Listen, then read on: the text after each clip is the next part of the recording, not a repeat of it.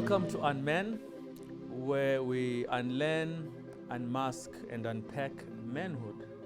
And I'm joined by my co-host, wife, baby mama, Everything. business partner, everything.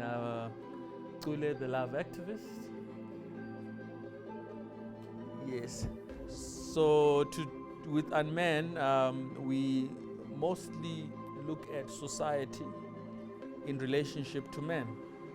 And I think Our personal influences, around how women interact with men for my side, yes. and how that influences the man you become. So today we'll be talking about why we wanted to do this in the first place. Why were we so driven to start this or create this kind of space? Because for both of us, you'd bother me, frustrated that there aren't any spaces where men can be human beings, can express themselves, can laugh, cry, just be allowed the full spectrum of emotions that women are permitted. And as well, to add on to that, is that I think my frustration has always been why toxic men also seem to always be able to find a woman. Like, I just didn't understand that concept. You can put a poster and say, this is a toxic human being, but trust me, someone like, yo, he's hot. And so it's the thing I never really understood, because I think without consequence, it's very hard for people to change. Yeah. Yeah. I remember, I'm remembering now a conversation you once had. We were talking about side chicks or something. And you said that if women would, or women are the ones who actually decide how the interaction is going to go.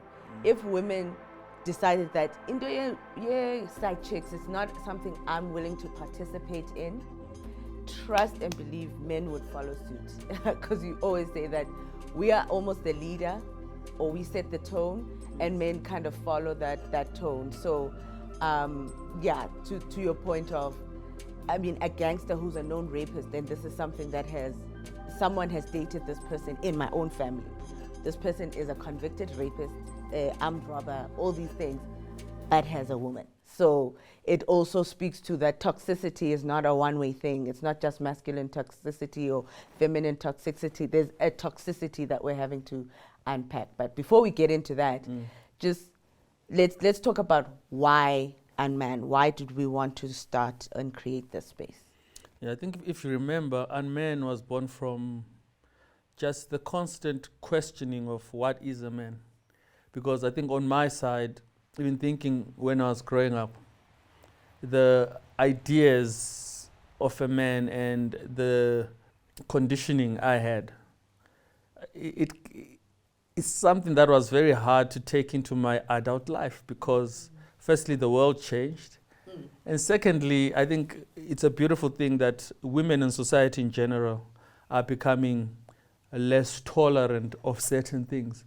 Because I think I was born in '83, so I experienced a lot of my young adulthood in the '90s. And during then, it's when I realized that I'm not buying into this, because women were marketed to us young men as being weak. So at school, a motivational speech in sports, say we're not doing well or we're losing, is you're not a bunch of men or a bunch of women or a bunch of girls, So that was the type of talk. And then I was And it was perfectly acceptable to say this to kids. Of course, which is why sometimes when, you watch CNN and video clips of when Trump was running for president, of him saying stuff, I was shocked that the world was shocked, because that's how locker rooms, that's how at clubs where you experience men in their element, that's how some of them talk. So I saw this thing, and I was raised by a single mom, and it was the opposite of what she was. Then I would look at my grandmom and my aunts. It's the opposite. They're the ones who were holding it down. They were raising men. Because my cousins, we're all boys, and these are the people who molded us. And yes, with it, I think they also participated in some of that patriarchy. But it wasn't as hectic as that talk about belittling women. For me, came more and more as I became a young adult. Like high school for me sold that a lot. Yes. It's something to avoid. Any kind of feminine traits. Feminine traits, the female genitalia is used in many Examples. ways. Examples. My high jump teacher, for example, I was struggling to clear a certain height. And the motivation was you must visualize just above the bar A vagina. a vagina. And then as you put, because with high jump, the idea is that once your upper body, it goes slightly over, you thrust. So it's like as you're about to do that, you thrust. So timing is very important. Somehow that worked. That concept worked. It kind of, I don't know, weirdly. And I think as young men, women excite you a lot. So that visualization, it was like porn. Like, yo, Oh my word. I want to clear this. Yeah. So it's those things that, as much as I think a lot of people did it unconsciously, they didn't know the damage it would do. They didn't know the objectification that they were doing. And so I think in today's world, that's what the huge change for me has been, is that there's now an awareness that objectifying women in this way does not yield positive results. Especially when now you have to build families with these people that you Yes. have been looking at as weak, and all these other very negative connotations. It becomes very tricky now when you have to build a life. Yes, and I think a lot of young men, I don't know, my age, from observing, we struggled a lot in relationships because relationship with a woman was just about having sex. I don't want to know you. You just, you've just got the... You're just a visualization on a long jump pole. Yeah, it's just high jump pole. A vagina on legs, like and that's the unfortunate thing, if one had to put it bluntly, because a lot of men are in relationships, but are not in relationships. And if the woman was to say no sex, I'm telling you, many relationships will end, because some men, that's all they're there for. Yeah. So it's just some of the things that motivated this UnMan thing, because I've had to go through my struggle mostly by myself. Because even my relationship with my father, I think, as you know, it's not the greatest. But then, as you know, also it's because of some of the things we talk about here, in that he's from a time that I think it was even worse than my time. Yeah, you see. So UnMan was just inspired by that, to say how many other men are having to fight or are having to go through this and figure things out by themselves. Yeah.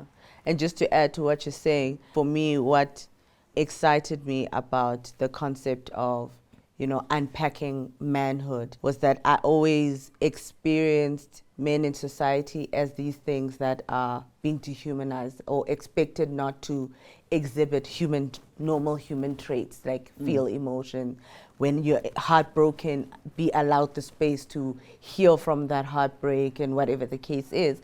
And as a result of the consistent dehumanization of our men, because we think that men are the beneficiaries of patriarchy. No, patriarchy sucks for everybody, or everybody. It's a system that's affecting us all. We're all losing in one way or another through patriarchy, and it's something we don't talk about, that because we see success or money as a barometer of success, we don't see the adverse effect of men being, the price that men have to pay to participate in patriarchy.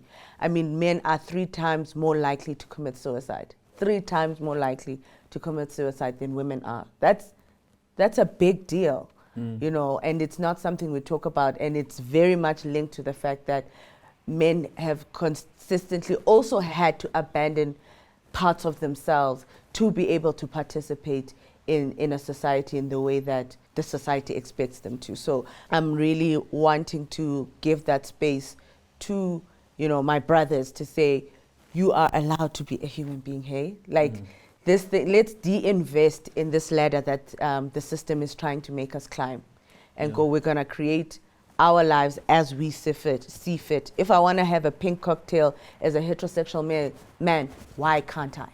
Yeah, and I think it affects men across all spectrums, because I think, you know, the whole idea of patriarchy is it markets itself to both sides. So to the men, it's saying your value is based on what you can bring to the table. So as young boys, we told that you need to work hard so you can get a nice job and get money, because that will give you access to the best girls or to High quality girls. high quality. I wanna, Lord. yeah. So you might find that a man has been living his life, a good family man, then he comes across a lot of money and he changes. That's the thing that, you know, now I need to upgrade now. You know, I'm not got money now. Like, I'll say part of the level. Yeah, I need a second wife because I need to levels. And I think that's where the challenge is, in that we miss sometimes a society that it's working both sides. So as young boys, there was always that pressure. Patriarchy to men is saying you are the provider. So you need to empower yourself to provide. That's why you find that at school there was that extra drive, that because we understand that in our adult lives we are expected to be the ones who bring the bacon. And I think women, it was preached the opposite. You need to be provided for, which is why some families didn't even prioritize educating the girl child. And it's still happening today. So it's just one of those things where I think if we join forces and realize that the enemy is not a woman or a man, but the system of patriarchy, I think that's when we'll start to see real changes. Talking about the system of patriarchy, you know, these kind of roles are played out when we're very, very young already. You know, I grew up, you know, we were all playing together, we were all having fun. Then when you hit age 10, all of a sudden things change for me. All of a sudden now I'm expected to cook and clean while my brothers are, you know, in training. Yeah, I'm all of a sudden in a boot camp that I did not sign up for, where, you know, I'm out here making breakfast for my brothers and serving them. And it's like, what just happened? Where's this gonna go? You know, but at the time you don't have the agency to tell your mom that you're creating a monster that is going to be someone else, some other child's problem in the end, because you expect this person now to interact with another girl who has her different expectations, and this person can't even boil an egg. Did you have a similar experience in terms of already being set up for failure in a way? Yes, I think if we honest, most people, I think the majority of the world, even today, that's what happens. We get set up. We get set up to play roles based on the gender that we are. Because I think even this thing of wokeness, it's not addressing patriarchy. It's just pitting us against each other. Men are trash. Men are trash, hashtag this, I don't want to participate or interact with trash personally. Yes. So I don't understand what the goal of wokeness is, because it's cancel culture. It's just regressive. I've got no other way of saying it. I don't know of a solution it proposes. Yeah. Canceling someone, whether a man or woman, does not solve the problem. We can't keep cancelling, otherwise there'll be no one left. Yes, we just cancel until when? No one left. So for me, that's why I think UnMan was such a necessary thing, where the idea is that people come and share their truth, their life story. I've been questioning a lot of myself. I think, you know, that's how I am. I question myself a lot. And I think a lot of it as well, one of my favorite screensavers on my computer when I was young was this cartoon where there's a poster on the wall that says, "Question all authority." Then there's a cartoon of a person looking at that and asking why. I just thought it was the best because that's the whole idea, because it doesn't mean that the person who's pushing The the agenda thing should not be questioned. yeah. But in today's world, that's what we do. Yeah.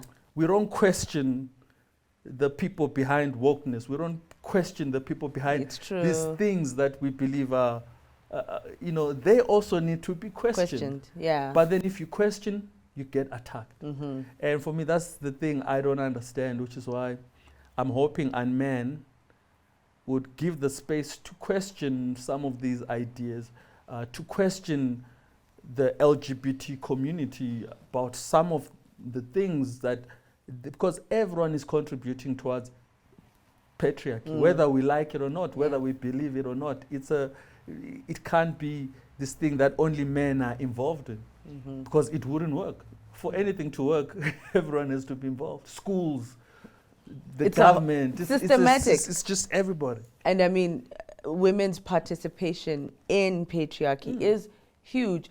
I know we use a euphemistic word of women can't be gatekeepers. No, guys, we are part of the architecture. Yes. Because the people who are waking me up and leaving my brothers to sleep were women. Yes. My father was not involved in that.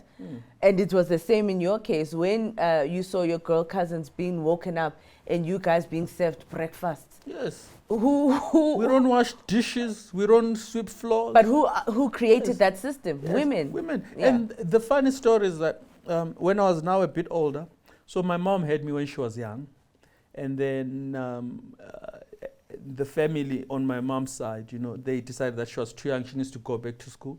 So my mom Dala took over. So my mom went to Harare to study, and then she eventually had a job. So during that period, I was with my mom Dala. And so Mama Dala is an aunt. For those who don't We understand. Yes. So then when I went to stay with my mom, I was now, I think, in my 6th year of primary school. I've got this conditioning that she contributed to. Now she's a single mom, so she expects me to help out. The fights we used to have about plates, I'm like, no, I don't do dishes. Like, you told me I don't do dishes. Sweep the floor. No, I don't sweep the floor. You told me. And would have like conversations where I'm like, no, I go to the shops. You can send me to the shops. And I'm describing the things where those were the roles of a boy. Over time, though, you then realize that she had quite a lot on her plate. And you start to help. And then you then realize that this idea was a bad idea. Yeah, it's not a sustainable model. Yes, because that's when I started unlearning, but it was on a small scale. There was still resistance. I would unlearn, I would go to school and I'll be man is this, man is that. Go to, we fight a bit. When you go into the real world and you're on your own, I think that's when this concept of patriarchy really, it smacks you in the face that, you know what, unless you find a woman who's as invested in patriarchy as you are. I had the opposite luck, I'd find people who tell you up front, I don't cook, I don't do this, I don't do that. I'm like, then why are we here? You see, so it's just one of those things, I think, where we just need to speak to the toxicity. English is tough sometimes. The toxicity that exists for all of us. We talk a lot about, toxic masculinity. We don't talk about toxic femininity, which is something I want to get into, but we talk about toxic masculinity as though toxins don't have a cure. And we don't look to find a cure. All we want to do is identify that, nai corona. Okay, sharp, now that we know, what are we going to do about it?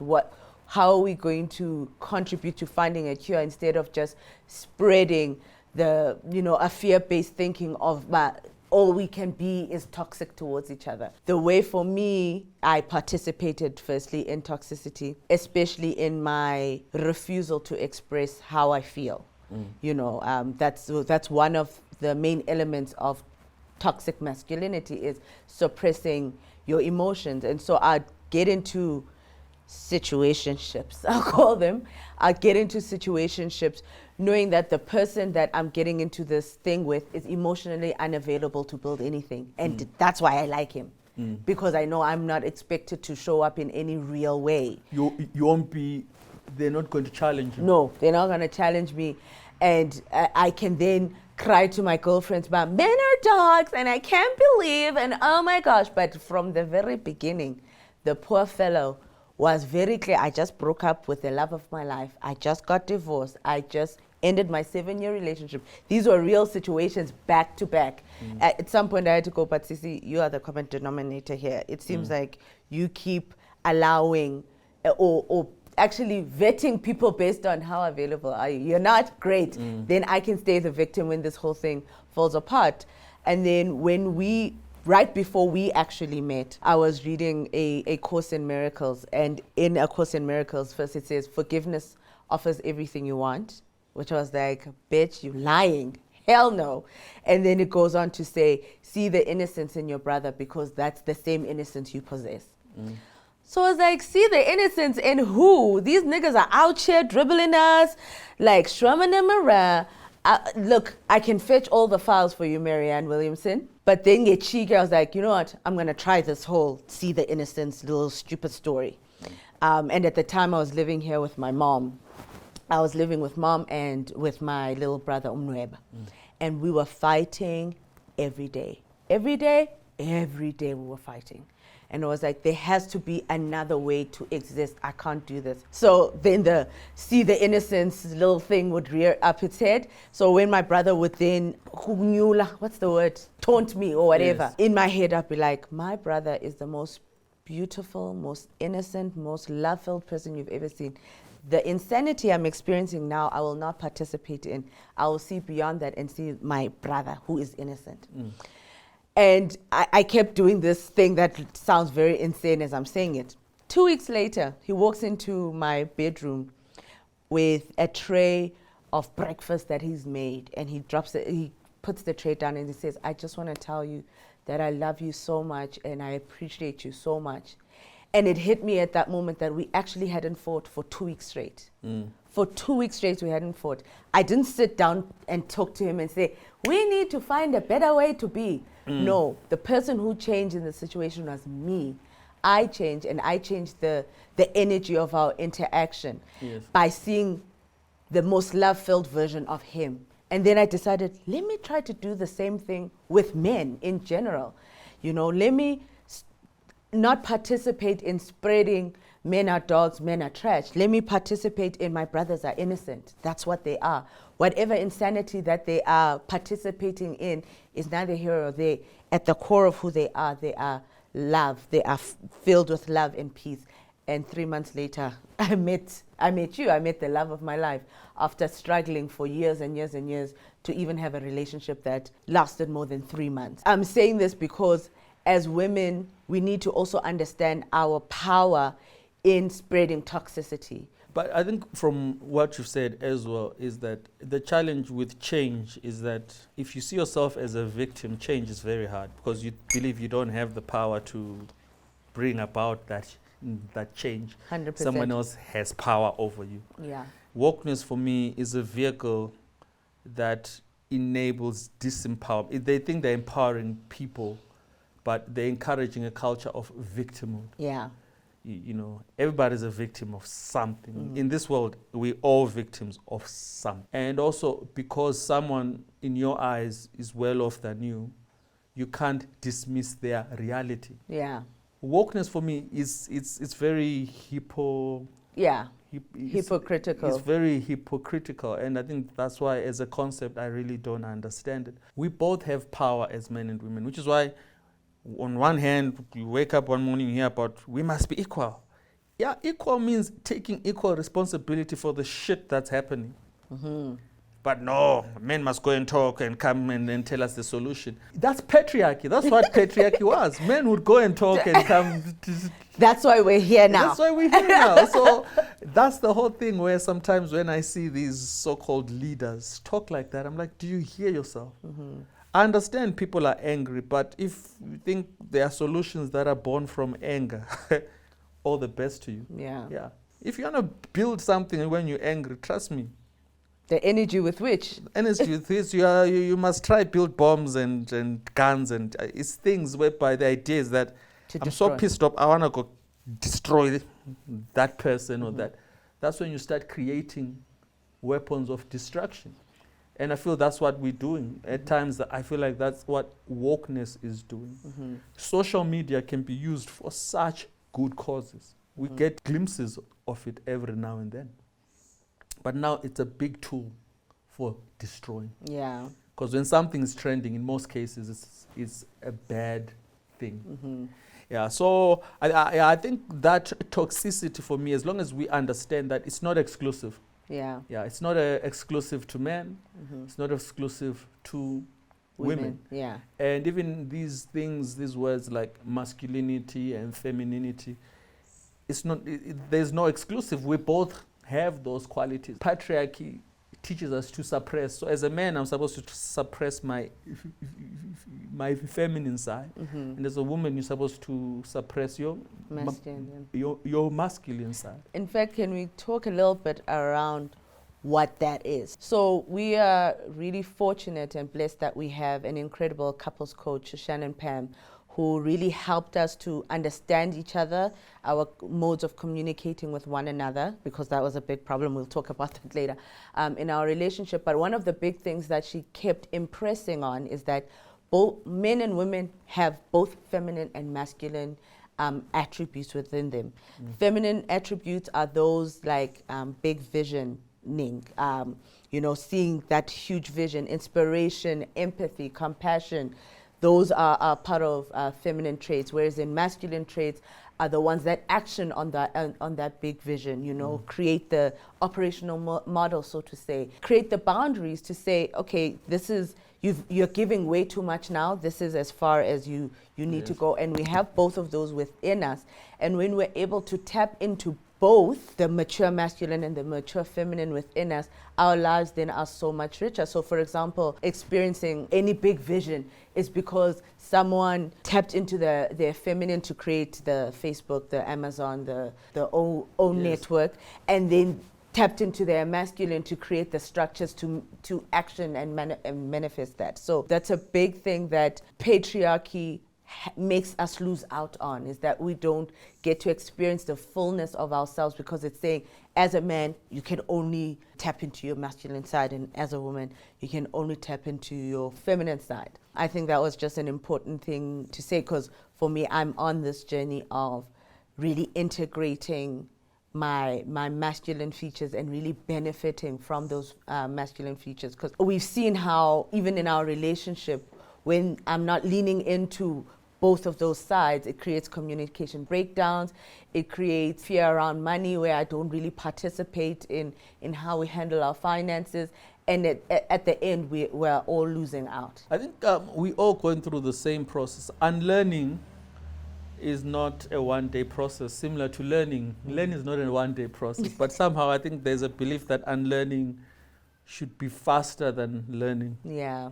That's part of capitalism. Yes. That microwave industrialized solutions. Learning is a conditioning over a long period of time, but unlearning somehow is just this microwave approach. You go for a course or two, or you speak to someone for a few hours. Oh, I've unlearned. No, it's not, because our brain's been trained over a period of time. Even though we've had some of these things, it doesn't mean that we don't argue or fight. At least you can pull yourself back. When you start to calm down, when you're in your own space, you can remember, oh shit, I fell into that trap again. And hopefully over time you fall less and less into your frequency of falling into the trap. And also your bounce back, to be able to recognize, yes, I think part of our biggest challenge, I think in 2016, was that toxicity between masculine and feminine. On your side, you wanted a life of no consequence from how I felt. Like you wanted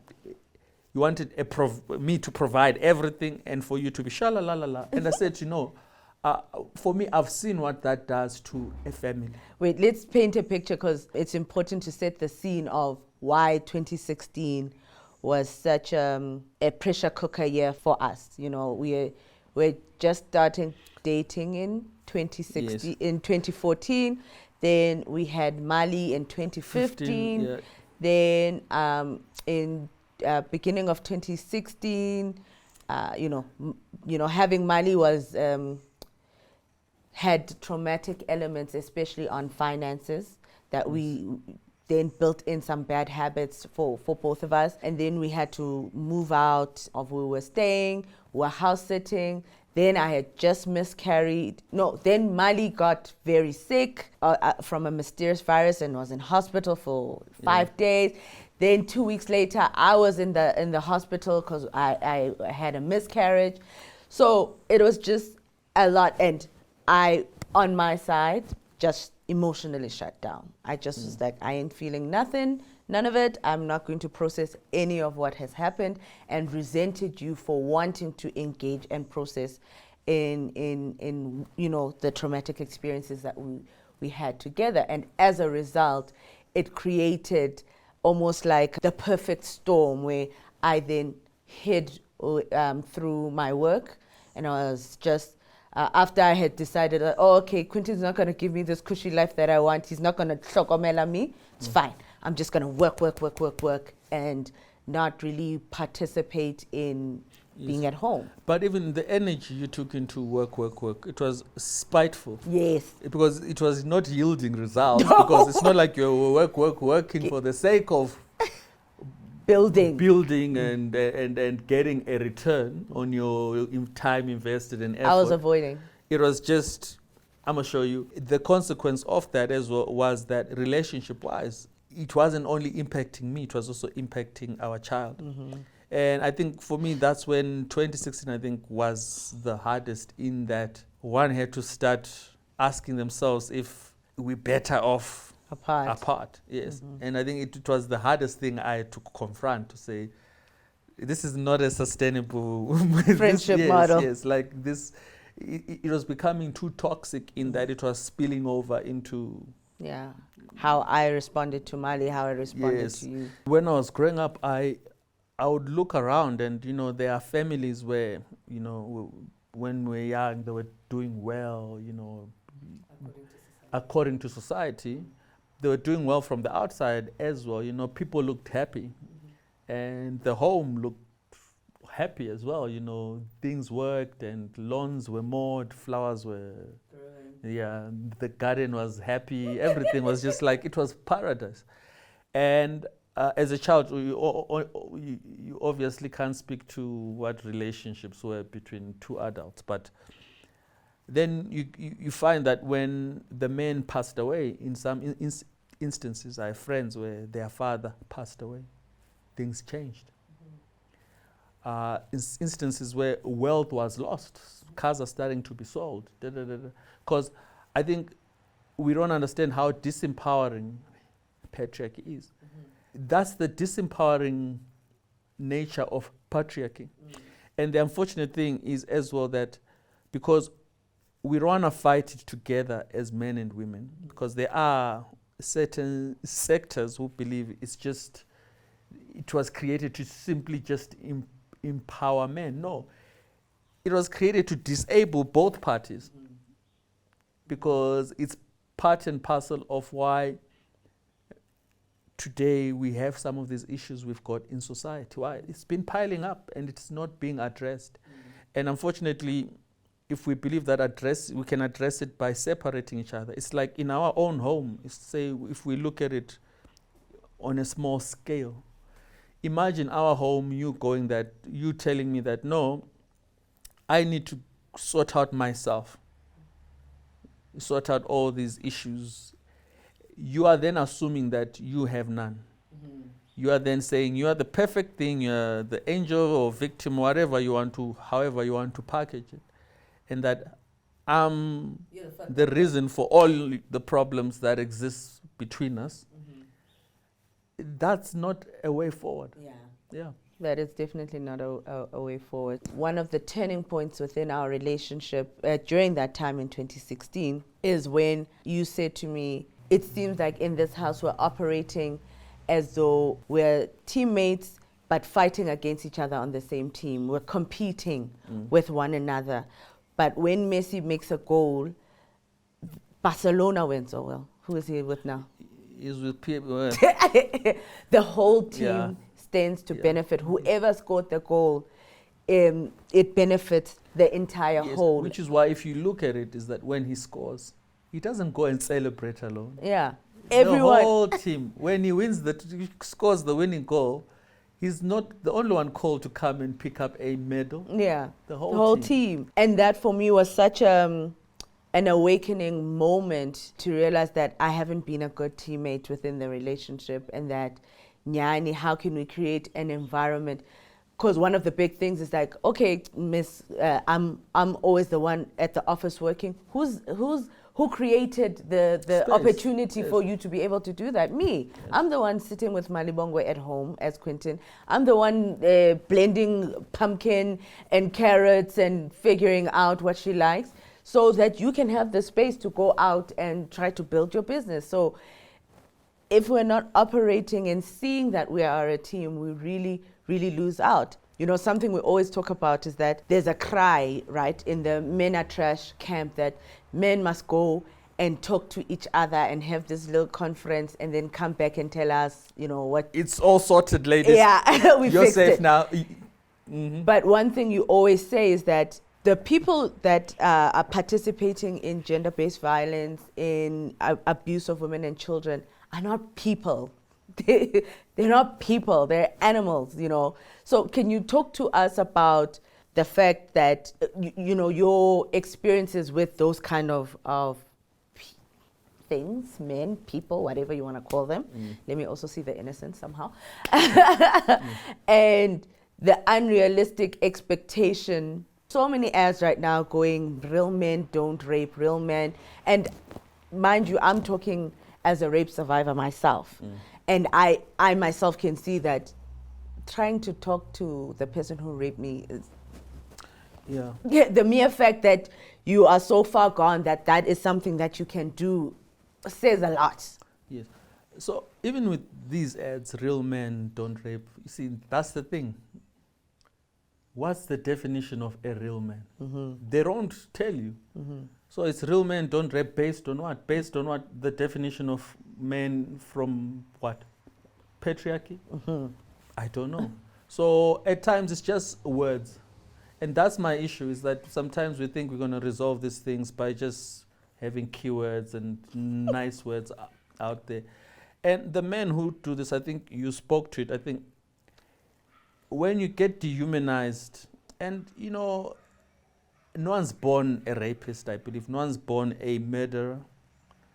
Some people are born psychopaths. It can happen, but being a psychopath doesn't mean you're going to murder someone, you know. And the unfortunate thing is that as society, we're just quick to label. And you find that a lot of these people, they've had traumas in their lives, and they just want to hurt other people because they've been hurt so much. You know, I don't know how the logic works. I'm not one of those people. But I think what I was sharing with you is that when society then goes, hey, men, go talk to them, I'm as scared of them as you are. In fact, in some instances, I'm even more scared of them than you. Because why? Women do things where I'm like, if I had a vagina, I wouldn't be doing that. No, honestly. I wouldn't jump into an Uber drunk. I've got a penis and I don't do that. I wouldn't go to a club and just order things, my eyes closed, and the barman just hands them to me, and I've got a cousin who woke up in a bush, naked, car gone, belongings gone. He's lucky he was even found, because he would have died from what is it Hydration, called? yeah, No, dehydration. Thermia. Hypothermia, Yeah. yes. Because it was in winter. Well, he ordered a beer. That's the last thing he remembers. And so there are these things where we have to understand that you go to the club to dance and have fun. Someone goes to the club hunting, similar to a lion taking a stroll and in the jungle. It's not just taking a stroll, it's looking, what can I eat? That's how. And so if you want to ignore that, that's the world we live in. Yes, it's not perfect. But then we also not How do you making an talk to a effort predator, for example? to fix it. Yeah. I think it's not even how we talk to a predator. It's about creating spaces of healing for people, so that they don't become, so we have less predators. Yes. There are countries that have less predators, but if you look at them as society, they have a lot of places of healing. Some countries, I think, the Switzerlands of the world, the Norways of the world, mental health is a big thing. In Africa, mental health is a joke. Let alone the mental health of Yes, men. Of men. You're not allowed to even deal or try. I mean, you were even saying yesterday that just the word men healing, putting those two words together. Healing and men, it's a foreign concept, because me healing, I know it from a physical sense. I pulled my muscle, I'm healing. I got hurt on my foot is healing. But healing emotionally is never a concept, or it's a concept that it's new to me. And so I think with UnMan, that's the whole thing, is that we want to bring those things to the table, so that and normalize them, so that if someone else out there is watching, they understand, no, it's normal. If your feelings are hurt, you need to heal. Yeah. If you're heartbroken, you need to heal. Because imagine you go through a life of feelings are hurt and they're not addressed. That's how predators are created. Yes. 100,000%. Would you say that, as we're talking about healing, how important has self-awareness, self-love been on your journey of kind of unmasking, unlearning? For me, on my side, I know that a lot of the issues that we had together did come from an unwillingness to look very deeply at myself. And mind you, I miss conscious content. I was reading all the books and strumming them around. I was that girl, but I wasn't really putting into practice the theory and the content that I was consuming. And only in 2020, when, shit hit the fan, so to speak, when, lockdowns happened, then we had to, both our businesses literally came to a screeching halt. We were homeschooling, and literally at that point in time, for me, I was like, I actually have nothing else to do but to actually really heal, like for real, not to fuck around anymore, but really, really deal with myself and love myself and hold myself with compassion through the process. And I know that this is something that you say, that witnessing me fight for myself is part of the reason we're even sitting here right now doing this show. So can you talk a little bit about that time and the kind of catalyst that the lockdowns and COVID and, losing income created this space where we're like, we really need to heal? Okay, yeah, because I think in that time, what happened to me, I think a lot of men experienced in a way that, for me, business-wise, the business was going to grow that year. I think we had secured multiple new clients. Yes. And so to go from, I think we had just come back as well from the first project that we had done in England, from our honeymoon. From our honeymoon. We just got married the year before. Yeah, so we're just on a high, and it was just going to go. Then COVID hit. And the unfortunate thing about COVID, it wasn't a gradual decline. It was like a straight line. Crash and burn. And so you go from planning that to now thinking, how am I going to survive? So my system crashed. My body just lost all energy, all willingness to fight. I think you saw I was depressed. I think I slept. The only energy I had was to sleep because my body was like, I'm not involved in this anymore. And so I would watch you homeschool Mali, then you're trying to ignite your projects and then. And I think I'm glad that you didn't come down and join me because I think I don't know where we would have been if that happens, because watching you was the inspiration where I then also tried to ignite and rescue things. During that time as well, it's where suicides were very high, especially amongst men. I don't know how that comes about, but I think as much as I was down, that was never a thought in my head. I get frustrated. And when I get frustrated, I get a fuck it moment. And when that happens, normally the things where I go, fuck it, I normally walk away from. But I couldn't walk away from this fuck it. Yes, like I'm like, yeah. The thought crossed my mind a few times, like, let me leave these people. Like, let me just walk out the door. I'm going to the shops. I'll see you guys later. And then, there were no shops to go to. Yeah, one day we'll be on Kumbule Kaya. You guys will come find me 20 years later, and you've been getting those that newspaper for 20 years. I'm living the good life, man. Like, hey, I just started over. Yeah, it was too tough. I needed a restart. It's just one of those things where I'm glad you did that. But then I realized as well that there are some men who didn't have that in their lives. Whereby you are in a household where you lose everything and everyone goes, what are we going to do now? You didn't go, what are we going to do now? You started doing.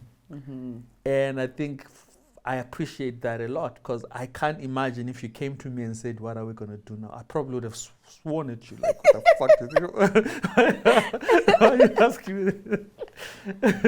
Yeah, so it's sad, though, in that it would be nice if we all did that for each other.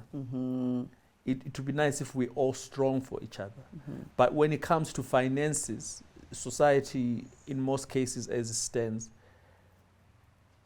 a woman, it's in very few cases where the woman is strong for the man in such an issue. And that's why you find... it's rare also, just to flip that on his head, that when the woman is strong financially, for the man to be okay with that and to allow the space, again, not competing, but understanding that this is a team. And so when Chule bags that deal, we bagged the deal. I'll be the first to admit that I was like, I want a man in a relationship that's going to challenge me to grow and and I didn't take into account the growing pains, that stretching fucking sucks, and it's not a pretty, beautiful, packaged Instagram goals type of situation. It's messy. Growing is messy. Healing is messy. You know, I read somewhere in some marriage book that when we're coming into relationship with one another, we are agreeing to create opportunities for both of us to heal from our whatever we are bringing into the situation, to help us heal our inner child wounds, our traumas. This needs to be the space where that happens, because you think you're having a fight about finances, but you're actually having a fight about the fact that your father walked out on you. And you don't even realize all those things that are at play when you are interacting with other kids all around you. So we're hoping that we can really normalize healing. We can normalize that it's not Instagram goals, it's not pretty, it's just life, and it's complicated.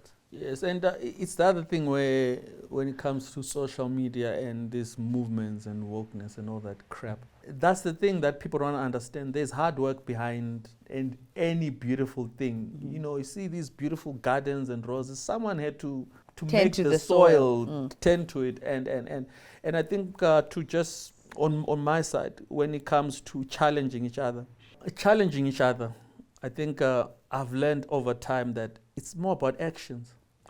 When COVID hit, you supported and challenged me through your actions. You didn't support me by coming to tell me nice words. There are people who send you pictures, and especially now that we've got WhatsApps and whatever, people send you an image of something. You're going through something. A quote. Fuck off. I don't want quotes. I've got problems. You picked up on things I would normally do. You went to the shops. You checked that Mali is okay. You checked all these things. I would come down from the bedroom like at 2 in the afternoon, sometimes at 4. You did all the things. And I think watching you continue challenged me. Like, why are you here and your wife is... That's a challenge. You didn't have to say anything. Your actions were speaking louder than anything you could have said. And I didn't set out to challenge you. No. I think we view that word challenge in a very negative way. You know, we view it like, ban challenge, you know, so if someone challenges you, you've got challenge accepted. No, I think challenge is to just show someone that they can do better. They can be better. So are you saying challenging in a way is it's in how you show up in really tough situations? Yes. And so that for me is just what I want to share, in that there's this belief that when you challenge someone, it must be an intervention. You know, you arrange for family members to come talk to me. No, my reaction is probably going to be very opposite of that. But you knew me, and at times challenging someone is by example. Don't come tell me about it. Don't come. I saw you. You didn't need to say anything. And slowly I started to come out of it. And I just wanted to share that, you know, that whole thing of we challenge each other, it's not always in the negative sense of challenging each other. I've scored 18 goals now. What are you going to do? What you going to do? Yes, because some people think that's challenging. Yeah, tit for tat type of thing. That's a toxic. Yes, you see. But sometimes just watching you do what you do inspires me and challenges me to be better. Yeah. I think we can leave it there, actually, because, Tina, we can go on forever. Guys, I'm really excited for you to join us for the rest of the season. We're going to have incredible guests that we'll be interviewing. We have mentors. We have people from previous generations. We have people from the LGBTQ community who are going to be talking to us about their experiences around manhood. And we have Shannon Palm as well, who will be unpacking the episodes where we talk about manhood and the idea of manhood and what that is, with the guests that we're going to have. And Shannon is a life coach, amongst many other things. She helps people unpack issues in their lives or in their relationships. Very practical. That's the thing we love about Shannon, is that she gives very practical ways and tools of going forward. It's not just about identifying that there's toxic masculinity. How do we create practical tools that people can take into their lives and implement? And that was why we were really excited to have her on board, because we've seen her work. She solved a 7-year fight in one session. A 7-year fight. So we're excited about that, and going forward as well, we're excited to grow this, to invite, if you're interested in being a part of the show, we would love for you to email us, to connect with us on social media, because the idea is that the more men and women and persons we bring on the show to just share their life story, especially around these things of what is a man, then maybe we can start to answer some of these toxic effects we see in society, like the gender-based violence, like the violence against kids. And I think it's like something we don't talk about a lot, like the men-on-men violence that's happening, because it's as though if men are violating themselves, it's okay, but it's not okay. And I think it's not okay because it can't be isolated. We can't just go, men, stop killing women, but it's fine to kill yourselves. You know, it's just not practical. Yes. So I think there's a lot of healing and a lot of conversations that need to happen. And we just doing our small part to try to maybe bring light to some of the solutions or some of the options available out there. Yeah. So that's it from us. Fantastic. We'll see you on the next episode. Patriarchy is a concept that refers to political, social, economic relations where men dominate, or men are dominant at home or in public, and where women are almost collectively excluded from full participation, be it in political or economic life.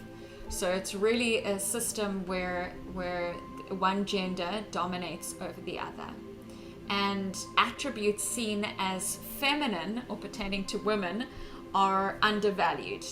So in a patriarchy society, anything that is seen as feminine would be considered weak or less than. And power is linked to privilege. So, with that power that the one gender has, and in patriarchy it would be men, would come privileges.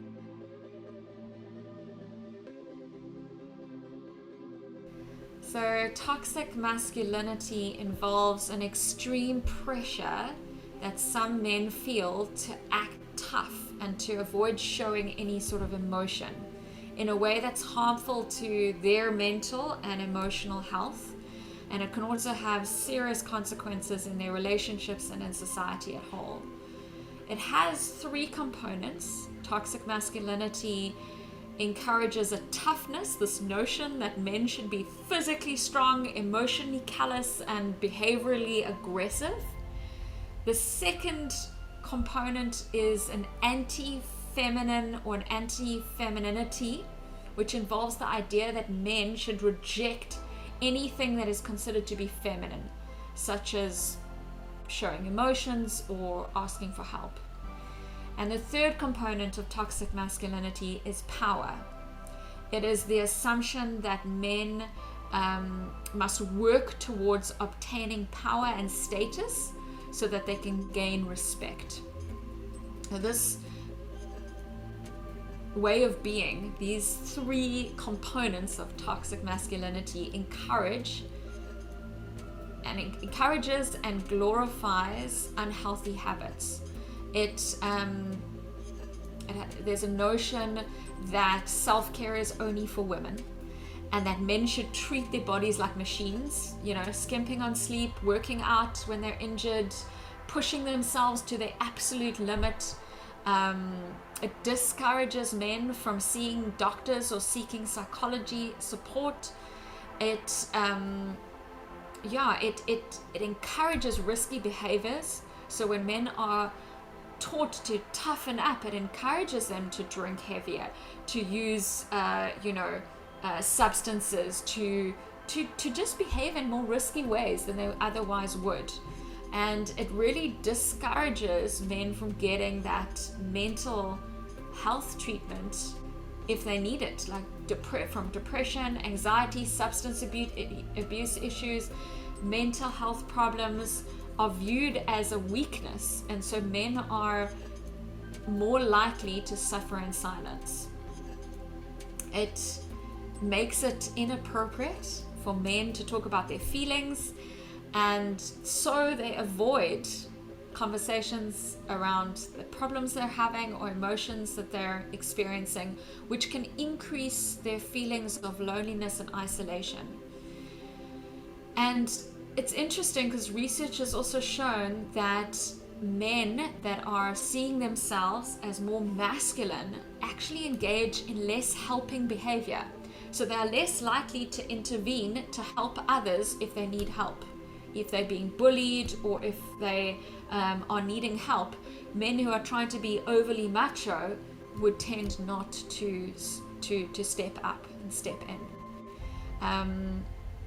There's certain behavioral patterns, toxic masculinity would be present when one feels like they have no needs or they have no emotions apart from anger. that they show that they don't depend on anyone, they won't show weakness, always needing to win, potentially being promiscuous, being self-reliant, and sort of any negativity towards anything that would be considered feminine. And it's really important to recognize that although, and in the definition of toxic masculinity, it often states that this is an extreme pressure that some men feel to act tough, this is definitely not just an issue that men struggle with, because both men and women have masculinity within them. Whenever that masculine energy is encouraged to toughen up, not be like a girl, to go for power, that is that masculinity out of balance and what would be known as toxic masculinity. I do need to quickly just jump in here again and say that perhaps there might be a better word for the word toxic masculinity, maybe maladapted or immature. Yeah, actually I don't know how we can word this. Let me just think about it, because I haven't thought about the actual word, but I don't think toxic is the right word. I really, because when people nobody wants to see themselves as being toxic. And so when we say that this behavior is toxic masculinity, people will get their backs up and they're not going to go, oh, okay, this is something I'm doing. It's harder to say, this is something I'm doing and I need to change. Whereas if we say that this is overextended masculinity that is becoming hurtful, people are like, oh, I can see how I'm overextending my masculinity into a place that is not healthy for me and the people around me. It's a little bit easier to access. So I think the terminology is quite important, that we look at that and we review that.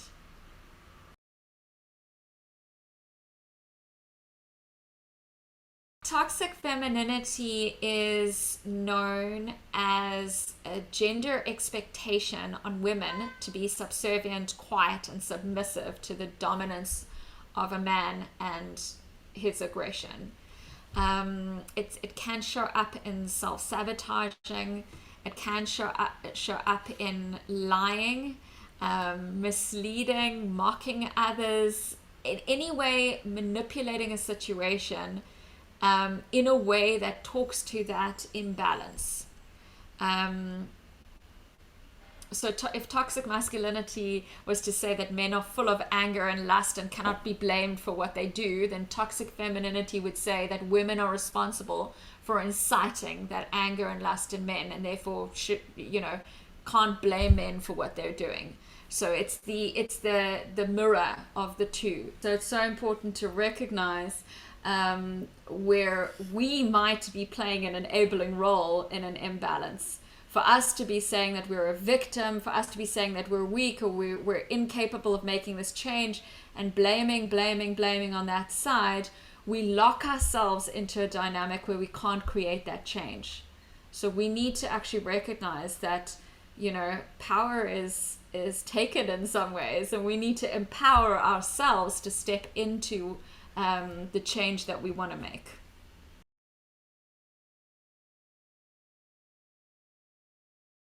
There's various ways that we can create shifts and changes in these dynamics. The first one is to really educate yourself and others around masculinity and femininity, and the fact that those two energies exist within all of us, and they are important elements to be in balance. So really to check your beliefs around masculinity and to choose stories that are empowering but also loving and compassionate.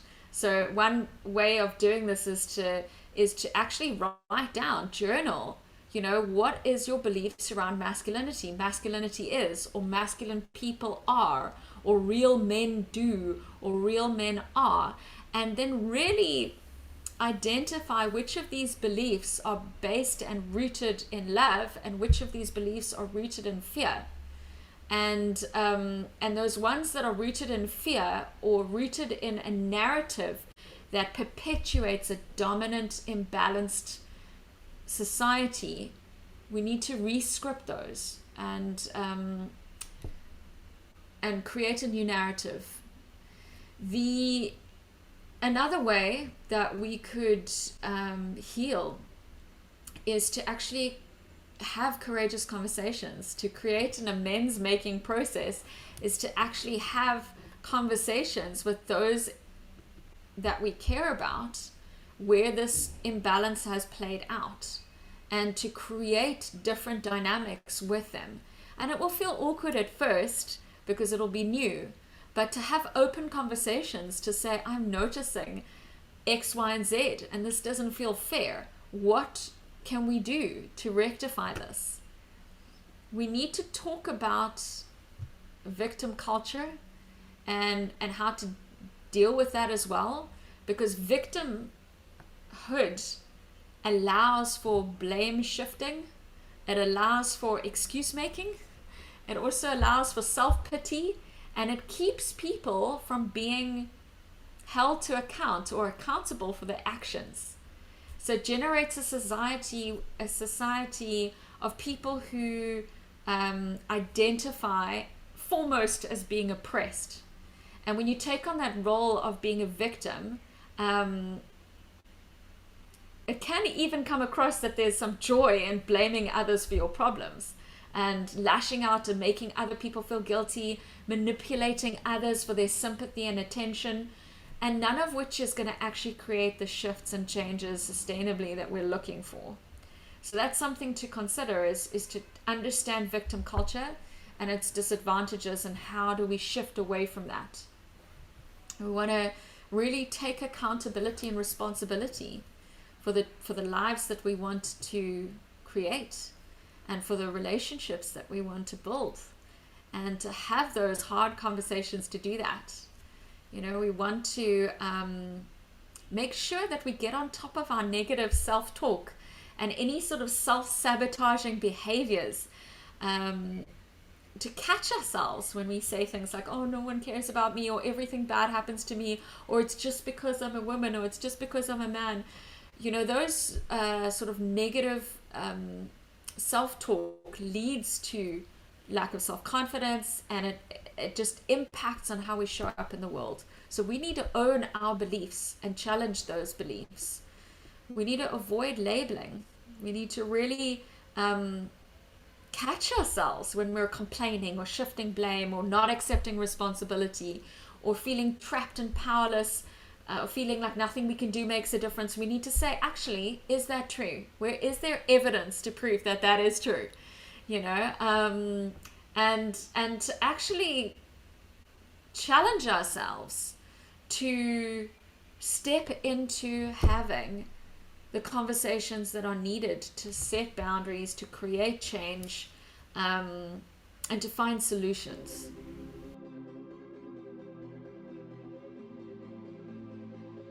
Courageous conversations are usually needed where what is being spoken about matters, where emotions are high, and where there could be a difference of opinion.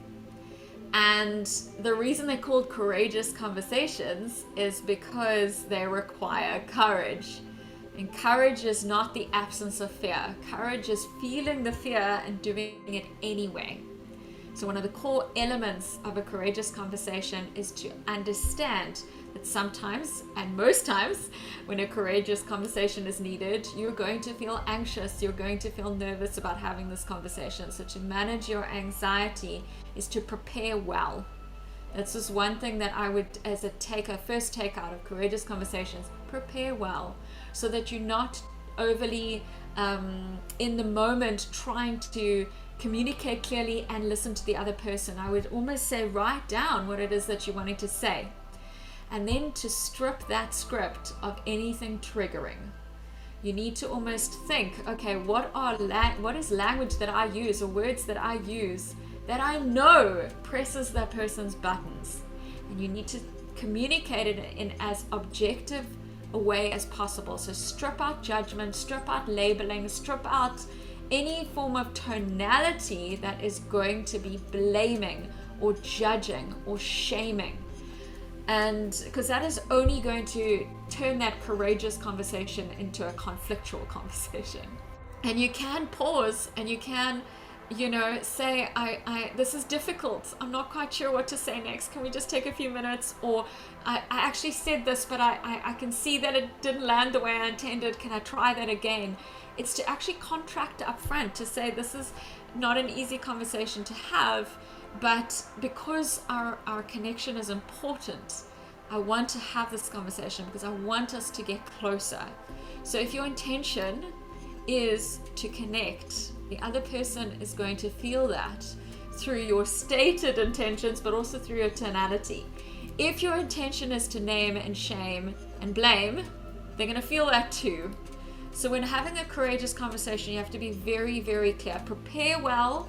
Strip out the triggering language, and be very, very clear and intentional in your tone and in your language that your intention is to better the relationship, to create a stronger connection, to find a solution that meets both people's needs.